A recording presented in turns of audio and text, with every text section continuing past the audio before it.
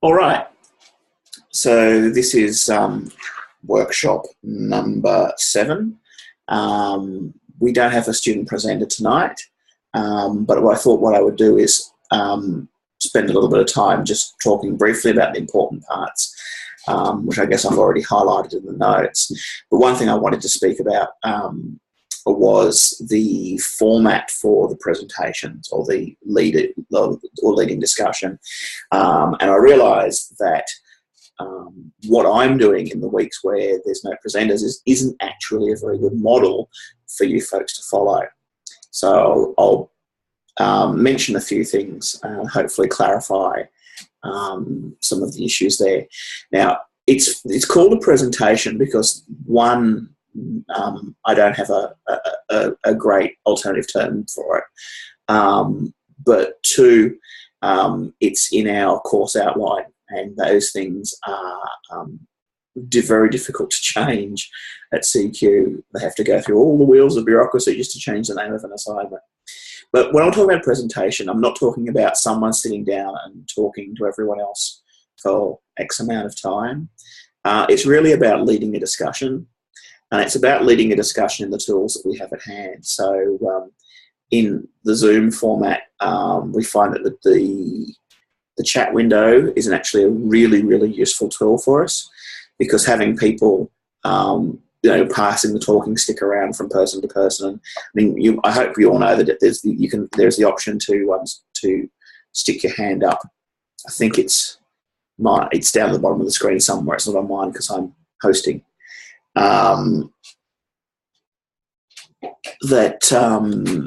That you can ask for, you can use Zoom to ask to speak and to have the attention focus on you. But sometimes it's much more effective just to throw things over to the chat window. And you guys in this group are very, very effective at using that. Sometimes I can't keep up with the discussion that's going on at the same time. And that's an interesting skill too. When you become a presenter in this course, you'll find that sometimes things are zipping past in the chat window, and you have to sort of balance the discussion that's going on there with with what you're doing in the main screen. But anyway, that's a very, very useful tool to have at your disposal when we're talking about discussion. So the aim when you're doing when you're the lead presenter or the lead presenters for a week is to get other people involved in the discussion, to highlight what the key issues are, and to raise matters for discussion. Now, there's a few objectives for that.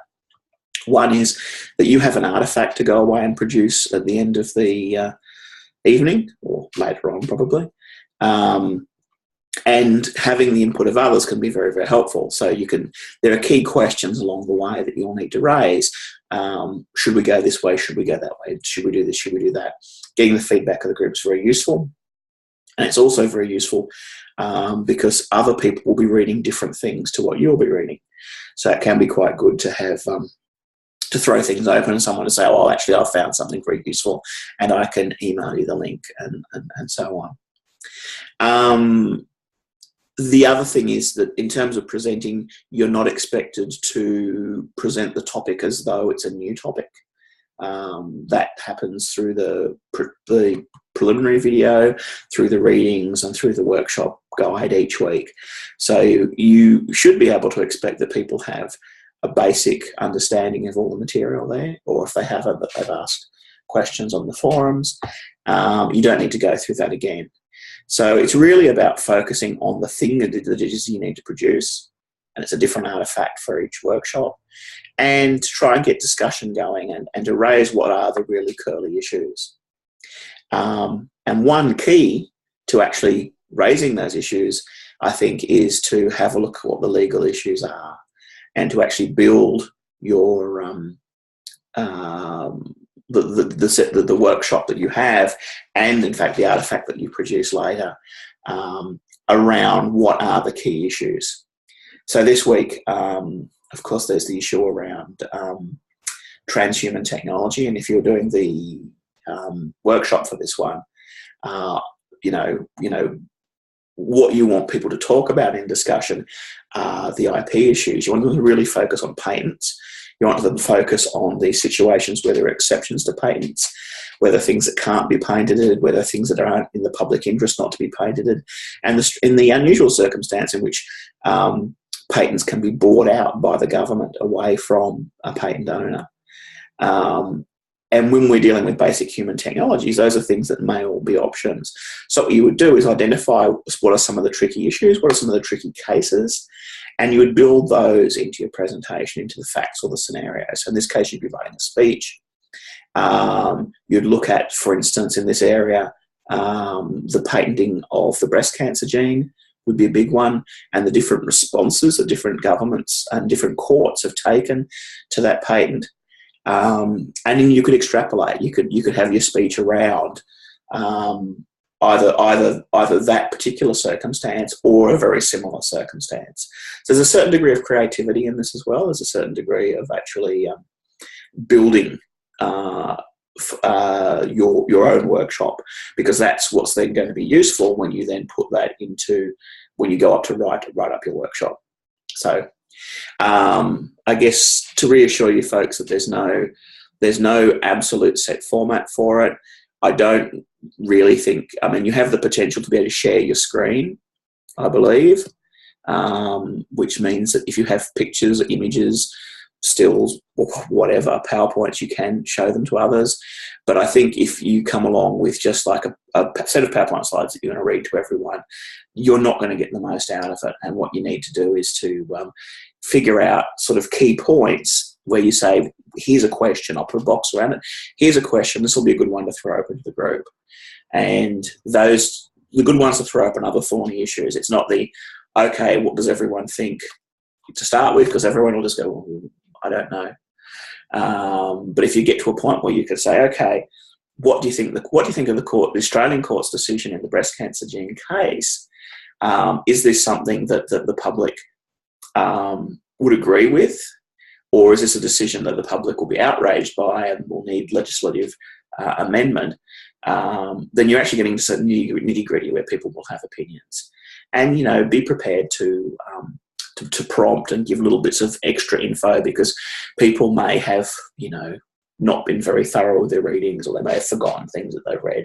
So make sure you do some.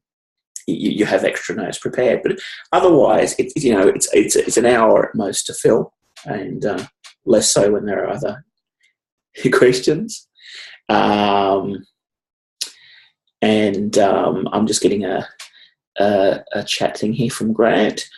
Would like to ask some questions when you're ready about leaders' roles, such as prompting other students in Zoom, and what happens if you're the only leaders in the week, and the only ones to attend.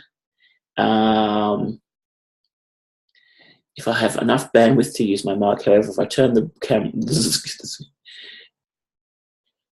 Okay, and there's a technical question about, can you share desktop without turning the camera on? The answer to that is, I don't know. Let me have a go. I probably shouldn't have my email open when I do this, because there's all sorts of confidential information there. If I go back in and turn my camera off and I share screen,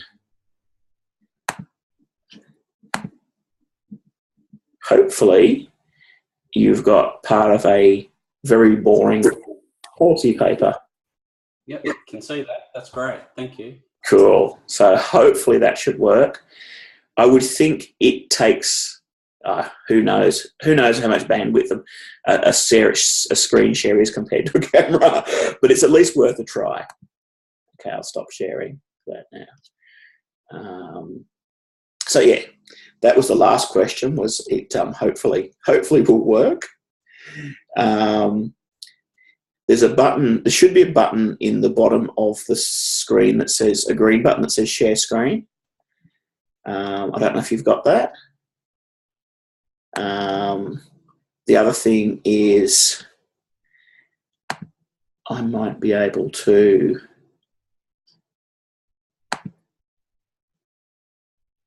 No, there's an option for me to be the only one who can share screen, and that's off. So everyone should have the facility to actually share screen. Brilliant. And Grant's just accessed it and it's working.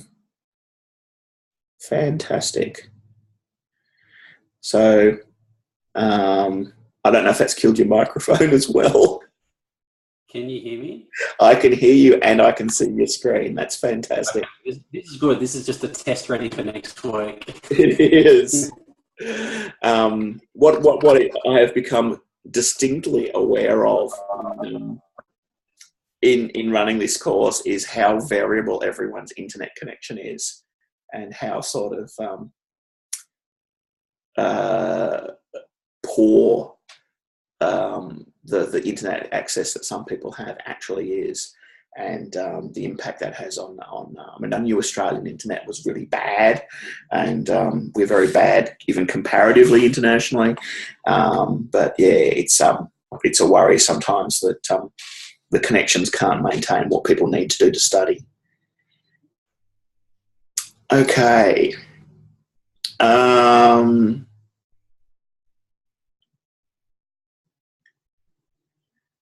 There we go. All working. Can see your screen, Kit. Yeah. And again, as I did before, you know, the important thing is to make sure that you you know what's on your screen before you hit screen share. I'm sure there are worse things you can have on your desktop, but it is pretty bad when someone hits share and there's a lot of confidential emails up in front, particularly if you're recording it. Okay, so going back to the other questions about the prompts.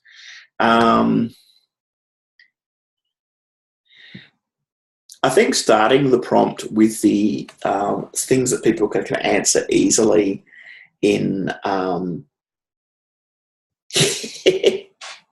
you could be using all those programs for valid, fair use reasons. Yeah, you might want to be careful. In terms of prompting other students, it can be good to get people started with really simple questions that they can type really easily. Particularly people on iPads and things. So even yes/no questions, or even things that are like 3 things. Okay, so when we want to focus on one of 3 aspects here, A, B, or C. What does everyone think? And then people can put A, B, or C, and they can quickly get into contributing. Often there's a real sense in any conversation, but with online conversations especially, that once people get prompted and they start contributing, then the ball gets rolling. But often people can sort of be sitting back and going, oh, look, you know, I'm tired, I've had a hard day at work, I've got a 4-month-old wriggler on my lap. Someone else will answer.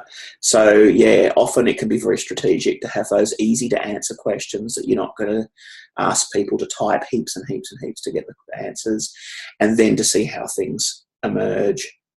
And you can also, when things are, people are getting more engaged, start asking, people if they would like, to have the control of the microphone. Much easier in smaller classes, by the way. I mean, here there's enough people on the little screen at the top. It's easy enough to see when someone does sit up and lean forward and they are about to speak, and it becomes easier to go, oh, look, that person's about to speak. Okay, let's let them go. So you don't need the hand over the talking stick option quite so often. When you're in large groups, it can often be very hard to tell when someone wants to jump in. And I know from the work meetings we have at the uni, there are sometimes 30 people in the room, and people are madly trying to indicate that they want to say something, and the person who's chairing is just completely oblivious to what everyone else is doing for various reasons. One of which is we don't use Zoom, we use Jabber, which is horrible to try and conference with. Okay. the question about what is it if the discussion leaders are the only people there, then you can ask me questions and I'll pretend to be well, I won't pretend, I'll be a participant. I mean, I have opinions as much as anyone else.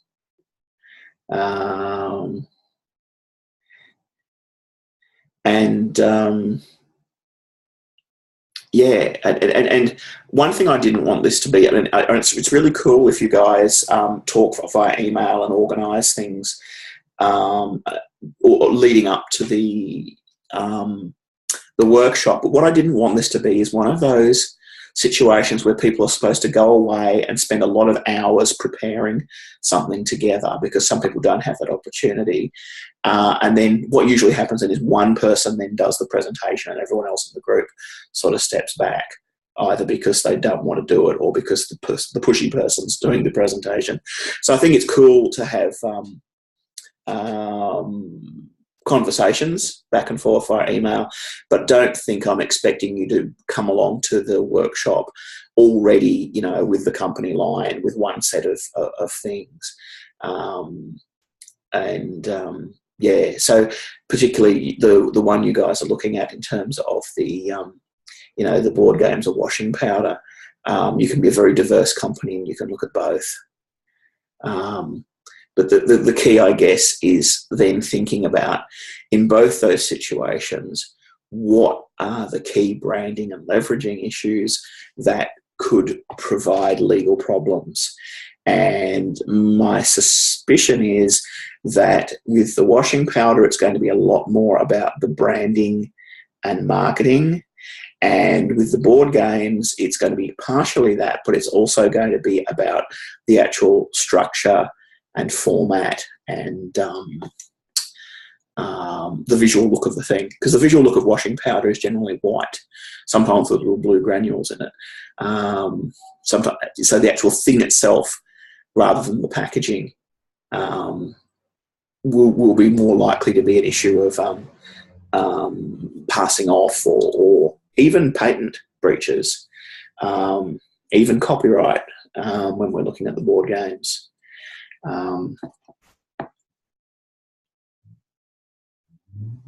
Yeah, I know. I don't think it was in terms of board games, but there was an attempt in the 1990s. Wizards of the Coast, who owned at the time both Magic the Gathering and Dungeons and Dragons, it filed some patents where they tried to patent role playing, and they tried to patent, and I don't remember if they stood up or whether there's some of those junk patents that no one ever bothered to challenge and they never bothered to pursue. But yeah, Monopoly will have patents. That being said, it is, I believe, what's called a roll and move game, and there are plenty of roll and move games out there that, you roll the dice and you move. It's also a territory control game, and there are plenty of territory control games out there as well in different forms. So yeah, very interesting question, because games, like a lot of different things, rely on a very robust public domain and lots of borrowing back and forth, and it becomes very difficult if someone tries to patent one part of it. So I think Wizards of the Coast tried to do that, but never actually then pursued it or actually then chased anyone with those patents. It'd be interesting to see what Monopoly has done in the past.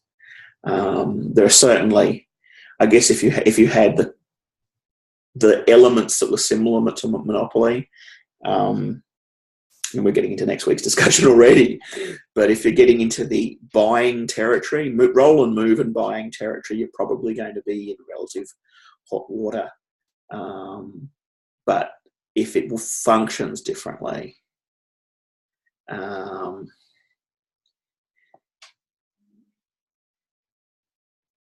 and the disputes are kind of, and again, we'll talk about this more. Yeah, I've seen Anti-Monopoly actually. It's interesting here because patents and copyright are kind of very muddled. And the whole original idea that patents were supposed to only be technological inventions, as soon as they're applied to a business practice, it's really difficult, because some of these things you think, oh, they're not really patents in the way that the formula for a particular chemical formula is a patent, or a particular scientific method is a patent.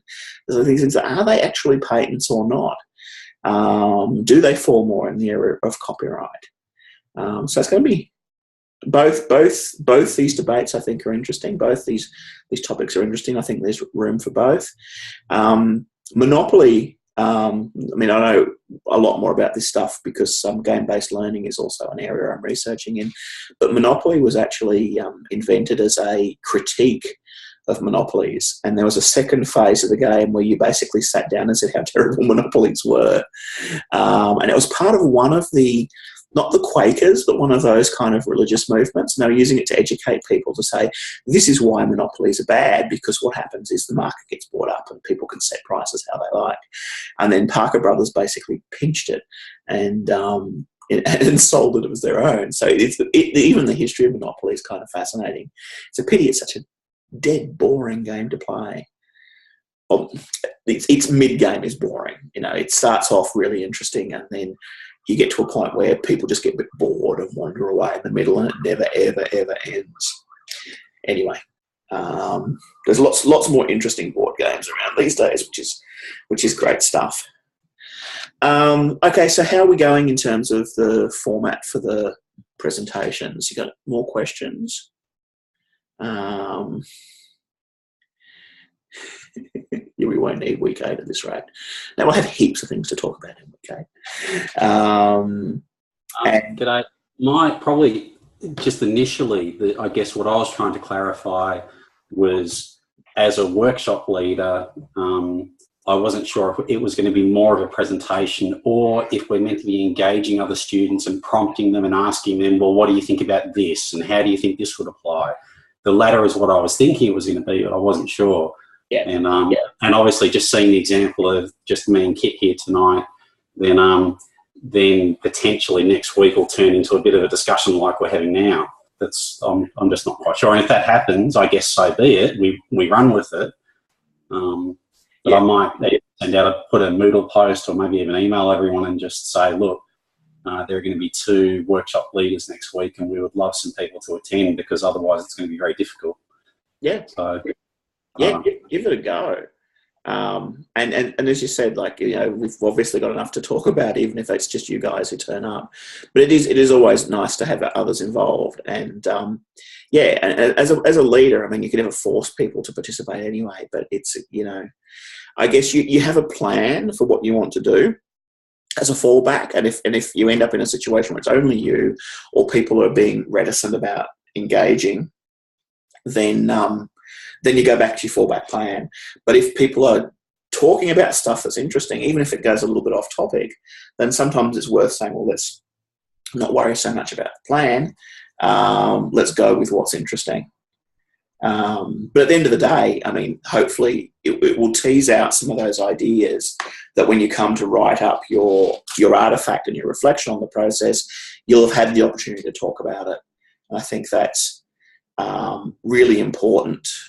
And we don't get that opportunity with very many assignments at all, where you actually get a chance to sit down and just talk about what you're doing, and you sort out so many of those ideas.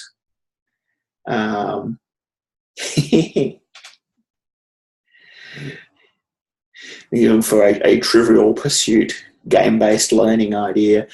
Yeah, look, this is you know, talking about getting off topic. This is the new frontier in terms of educational technologies, and the invention of digital badges really opens up the field to be able to have ways of students competing and earning recognition for what they do that doesn't involve marks. And in fact, one of the things we have on our books as a plan for the school is actually looking at developing practice firms in the different regions. So basically, having around each geographical region, you'll have a professional tutor who's a member of the legal profession who can answer questions and help you out. But in the what I'm maybe I was probably not even half facetiously calling the Hogwarts approach of actually then having a badging system for the different teams, so that if you have like a mooting competition, you can actually play one firm off against the other, and you can actually achieve different points. And at the end of the year, you can see whether how your firm's competing with the others. So yeah, I think that sounds really cool myself, but we'll see what everyone else thinks. But that's all evolving, because our law school is so different, because we're so widely distributed and we don't have the face-to-face contact. We're looking at how we can actually use the virtual environment to do really exciting things that other law schools aren't doing, because we don't have the same sorts of opportunities. But we'll see where it goes. It's all a new frontier. Okay, so are we okay with the stuff for next week? I've got a couple of comments I'd like to make about about this week's, even though there's not a presenter.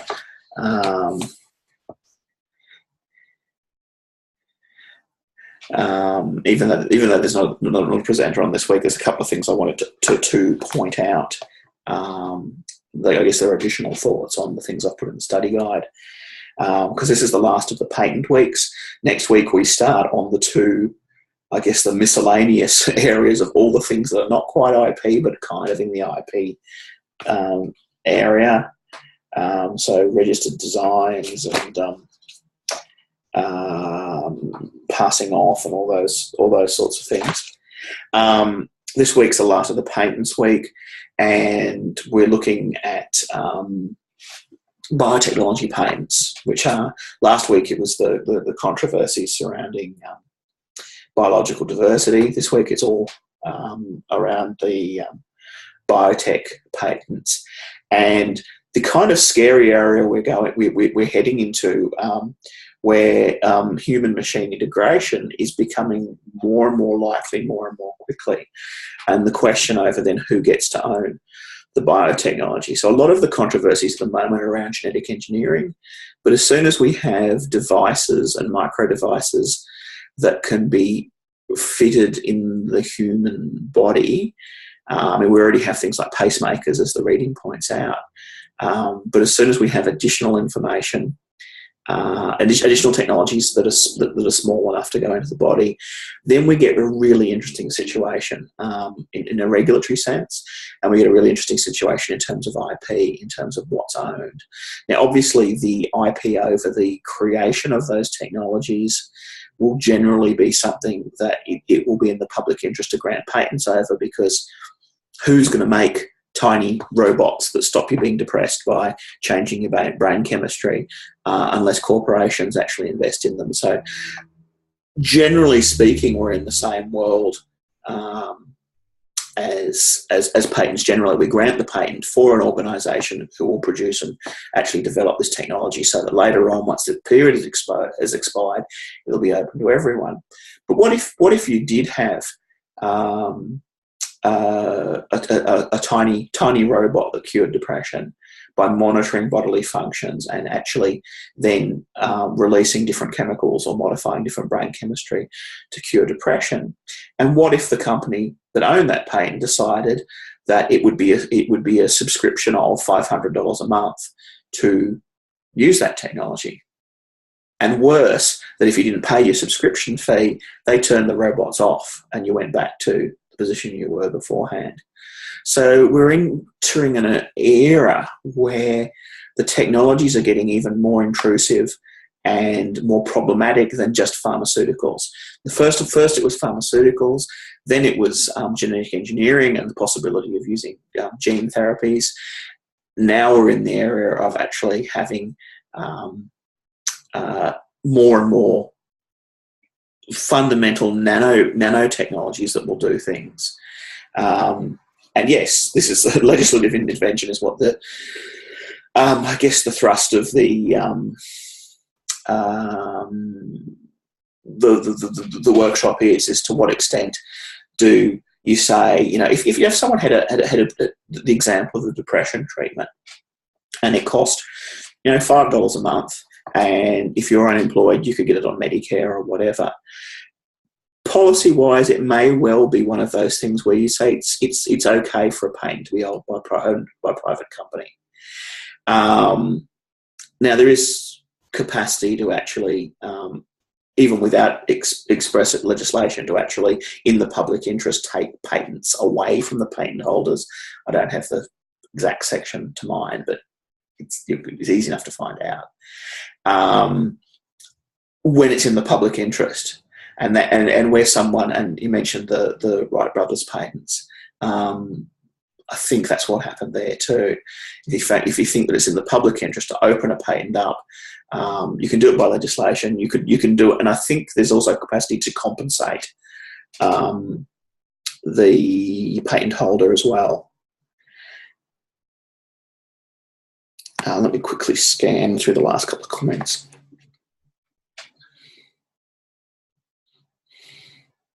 So yeah, the patents in the human body. I mean, remember last week we looked at the difference between the patenting the information and patenting the thing itself. So you're not actually patenting the physical thing; you're patenting information. But at the end of the day, if the patents function in such a way, and this has been in the breast cancer gene case, that's been crucial in the different decisions the different courts have made, is where do you sit on that? Is this something that's so important that it shouldn't be locked down? Is this something that should be open to all?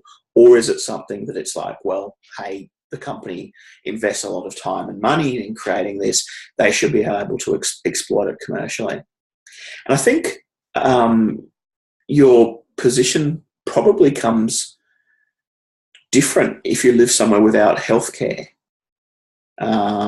because without health, and not that I think the courts went the other way. I think it was America that actually upheld the patents. But I would think if you didn't have healthcare, having someone being able to financially control something like a gene that would information about a gene that caused breast cancer would be more problematic if you didn't have a healthcare system. But then again, I guess America is also much more keen on free enterprise. Now, there's a video in the readings I've recommended, not so much because it has a lot about intellectual property, but because it illustrates, I think, the level of difficulty in ownership around parts of the body, and that's The Way of All Flesh. It's an Adam Curtis documentary, and Adam Curtis is a wonderful documentary maker, and I recommend seeing anything that he does, particularly as a lawyer, because he writes a lot of stuff about systems of control, and it's helped. His stuff has really asked really challenging questions to me about the role of law and regulation and various things. Anyway, The Way of All Flesh is quite old. He did it back in '97, and the YouTube link is kind of old and it's from a VHS, and it's kind of scratchy, but I think it's a really interesting illustration of where people find the body and property thing to be quite problematic. Grant said you said you watched it today. Did you like it? Yeah, I did actually. I thought it was fascinating. But then I think I got sort of diverted a little bit on the tangent where, then they were working with contaminated samples. But of course, there was still the undertone of the legal aspects and the family not knowing about, the use of that material and things like that. So that's, I guess, part of what I was looking for out of it. But yeah, the sort of some of the subplots were very, very interesting. Yeah, it's sort of thing that's science fiction. It would be seen implausible at times. Yeah, and the difference between, the scientists for whom these were just cell samples. These were just something that had been harvested from a donor. They belonged to the scientists. They didn't see any reason why anyone would have a problem with that. And the family for whom it's like, well, your mother who's been dead for many, many years, they're still keeping her cells alive. That's even myself, who tends to fall on the scientific side of the science versus mysticism divide. I would find that to be kind of freaky. I would find that to be kind of unnerving and unsettling. So, fantastic little documentary. Doesn't necessarily help us resolve the legal issues, but certainly sees some of the social issues. And I think that's, I mean, I know I do return to it all the time, but it's a theme I wanted to bring out really strongly in this course. The fact that the property metaphor doesn't really always help us. It was a nice shortcut when we invented intellectual property to say, okay, we want to control this area of creativity and innovation. What do we do? Well, let's borrow from property. Let's take the idea of property and apply it. In some ways that's worked, and in other ways it's just made things more and more complicated rather than less.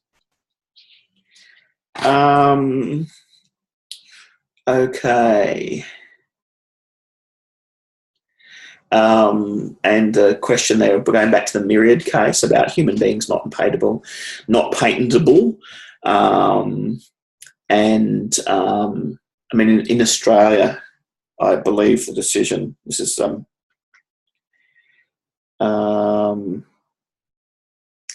it hasn't actually, I don't think it's actually been shot down in Australia yet.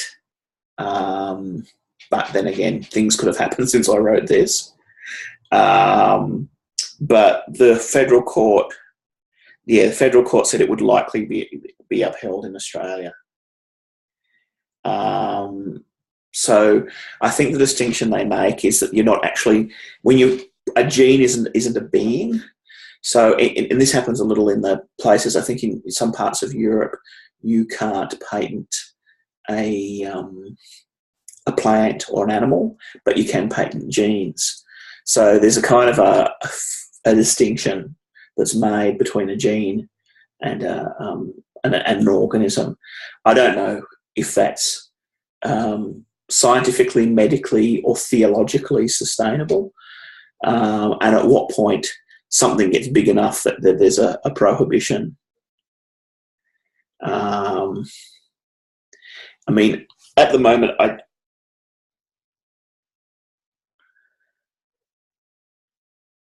I'm trying to remember what the Myriad case was, but it wasn't on the Myriad gene itself. It was, but it was mentioned in Obiter Dicta. So it's one of those weird situations where we don't actually have a decision. It's not actually binding on anyone, but the federal court has basically said, we can't see that there would be a problem if this came before us.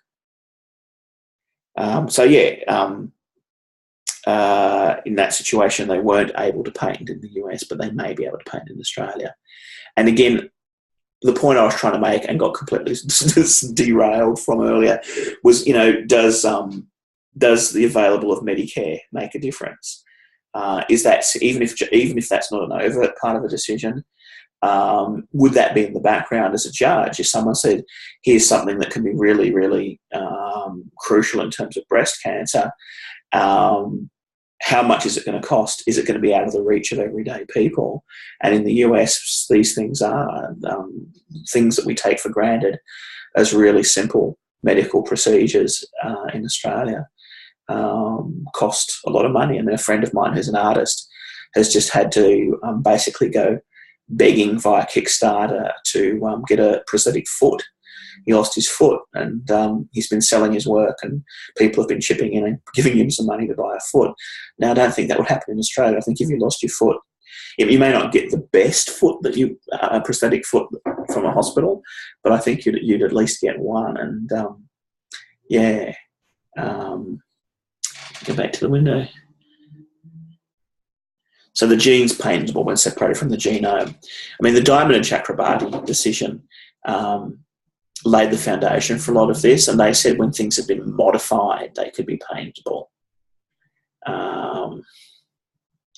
But these are very difficult and very divisive issues at the moment, and law is stuck kind of in the middle of it.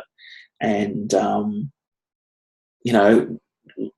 judges work with the tools they have in front of them, but I guess there's substantial interpretive room for them quite often to really make the decision that they came up with the decision they actually wanted to in the first place.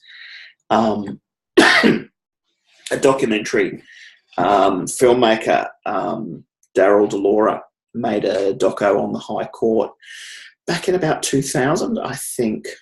And he interviewed all the judges of the High Court privately and asked them, how do you make decisions? Do you look purely at the law and then figure out what the law has to say and then weigh up the moral consequences? Or do you make the decision intuitively and then try and find the law to back it up? And he said that every single judge, so from all different backgrounds, all different political persuasions, they all said that they come up with the intuitive answer that they want, and then they go to the law and build the law to justify it. Sometimes they can't. Sometimes they're in a position where they really are locked in and they can't make the decision they want, but generally they will find a way to make the law fit. But they then said, don't quote me on it. You can't quote me on it, but they all said it. So basically they've all been, it would have been better if one of them had said otherwise, and then everyone could pretend that they were that other judge. But yeah, in these sort of areas, we really are in that balance that, and I think in the patents area, it is substantially unclear. And if you wanted to patent a whole new, human plus, the Apple iHuman, you could go to an Apple store and have an embryo turned into an iHuman by some kind of strange Apple process. That would clearly be a breach of the you can't patent a human being. But since Diamond and iRobot, since Diamond and Chakrabarty, there's been that thin edge of the wedge and that whittling away of, well, what can you? If it's modified, you can patent it. If it's this, you can patent it. And so maybe the wheels rolling back the other way now. Maybe courts are being more critical of just allowing patents. I'm not sure. I really don't know where these things are going. And as the reading from this week suggests, as soon as we start getting nanotechnologies, as soon as we start getting inbuilt devices that monitor our health and send out information and build collective health patterns and do all these things, we're going to end up in a whole lot of regulatory issues, and particularly if those technologies are able to be provided as a subscription service. This is drawing two completely different strands of the course together, but we looked at the way in which, with the first sale doctrine, they're trying to get around the first sale doctrine by saying you're not actually buying software. What you're doing is temporarily leasing access to the software. What happens if the life-saving technology that you have brought in to modify your body is something that can be turned off, and they say, well, it's a subscription-based thing. And you're not actually buying this thing that's been implanted, you're buying access to its use for the time that you can continue to pay for it. So, yeah, and then there's the, what kind of post-human modifications are we then looking at granting IP over? And there's a whole different dimension, and I don't think it's not an interesting dimension, but it's just separate from us as the should people be able to. Because as soon as, even when you look at issues around choosing the sex of a baby, as soon as that's raised, there's deeply, deeply entrenched attitudes on both sides of the debate over whether or not those technologies should be allowed to exist at all. And that's in a different camp, I think, to what we're looking at, because we're looking at, if you were to allow it to happen, how would you regulate the IP around it?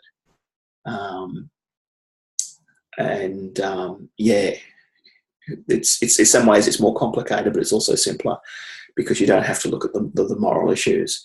And I think the stem cell issue is part of that too, that if you can put aside the moral issues around stem cells, then just focusing on the IP issues around stem cells becomes more soluble, but in a more complicated way. Anyway, there's heaps of stuff in this week, heaps of stuff in that sort of medical interface. Next week, we're going into the legal commercial marketing interface, which is just as interesting in a different context. Can see we're running out of time. Any last thoughts or questions or so on? Otherwise, we'll call it quits for this week. Oh, Kit's got a question. Unrelated to course material. Would you like to ask after I've switched off the recording?